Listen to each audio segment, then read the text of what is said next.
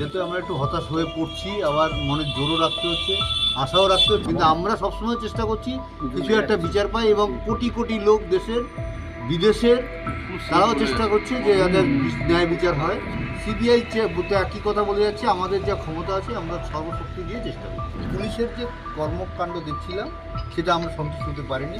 CBI তো তদন্ত শুরু করেছে, কিন্তু আজকে এতগুলো দিন হয়ে গেল, প্রায় 2 সপ্তাহ হতে চলেছে। এটাতে আমরা একটু হতাশ হয়ে পড়ছি, আবার মনের জোরও রাখতে হচ্ছে, আশাও রাখতে হচ্ছে। আমরা তো ভালো এজেন্সি চেয়েছিলাম হাইকোর্টের কাছে, হাইকোর্ট সিবিআইকে ভালো এজেন্সি মনে করেই বিচার ব্যবস্থাটা ওদের কাছে দিয়েছে। কালকে আমাদের মুখ্যমন্ত্রী প্রশাসনিক প্রধান উনি বলেছেন আমরা কেসটাকে জলে ফেলে দিই। উনি যদি ভেবে রাখেন তাহলে তাই হয়েছে, কিন্তু আমরা সবসময় চেষ্টা করছি কিছু একটা বিচার পাই। এবং কোটি কোটি লোক দেশের বিদেশের তারাও চেষ্টা করছে যে যাদের ন্যায় বিচার হয়।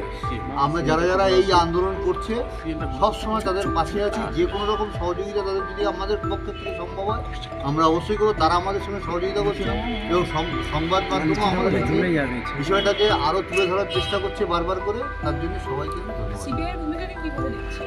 সিবিআই একই কথা বলে যাচ্ছে, আমাদের যা ক্ষমতা আছে আমরা সর্বশক্তি দিয়ে চেষ্টা করছি।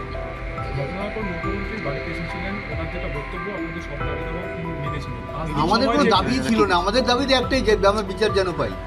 কিন্তু পুলিশের যে কর্মকাণ্ড দেখছিলাম সেটা আমরা সন্তুষ্ট হতে পারিনি।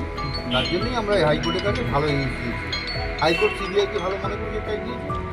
আমাদের একটা জায়গায় আস্থা আমাদের রাখতেই হবে। মুখ্যমন্ত্রী বলেছেন বিচার চায় না, ওরা কেসটা জলে ফেলে দিল। যদিও ওরা মানে কাকে বলেছেন সেটা আমাদেরই বলেছেন। ইন্ডিয়ানকে আমাদেরই বলেছে। উনি হয়তো সিবিআইকে পছন্দ করেন না, তার জন্য বলেছেন। সেটা ওনার ব্যাপার, এটা ওনার বক্তব্য। আমি কিছু বলছি। প্রথম থেকে কিন্তু বলেছিলেন যে সিবিআই কি দাও। হ্যাঁ, প্রথম থেকে উনি আবার বলে যাচ্ছিলেন, জানি না উনি কি বলতে চাইছেন না কি করতে চাইছেন, সেটা আমরা সিবিআই কে দাও মানে এতদিন ধরে মানে সন্দীপ ঘোষ প্রতিদিনই যাচ্ছেন সিবিআই নেওয়া করে। এটা তো এই প্রশ্নটা আমাদেরও একটা আছে, কেন কিছু ব্যাপার ঘটে সিবিআই আরও কঠোর কোনো প্রমাণ জোগাড় করার চেষ্টা করছে, সেই জন্য সন্দীপ ঘোষের সত্যিই কোনো দোষ আছে? আমাদের তো ডিপার্টমেন্টের উপর পুরো সন্দেহ প্রথম থেকেই।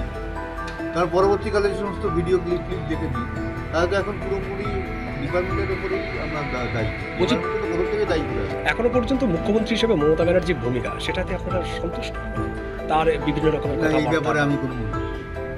তবে উনি যেটা কালকে বলেছেন ওটা আমার ভালো লাগেনি। পরিবার চায় না বিচার, এটা কি? আমার মেয়ে চলে গেছে, আমি বিচার চাইবো না?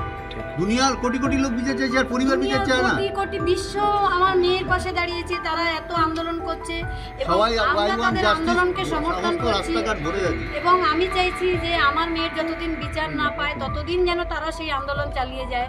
সেখানে উনি বলছেন পরিবার বিচার চায় না, এবং সে এটাও বলেছেন যে আন্দোলনকে জল ঢেলে দেওয়া হবে। আমার মনে হয় ওনার তো ছেলে মেয়ে নেই, তাই উনি সন্তান হারা বাবা মার যন্ত্রণাটা বুঝতে পারছেন না, তাই হয়তো উনি এই কথা বলছেন। কথা বলার মানসিকতা ওনার আছে। এই ব্যাপারে আমরা আর কোনো মন্তব্য করবো না।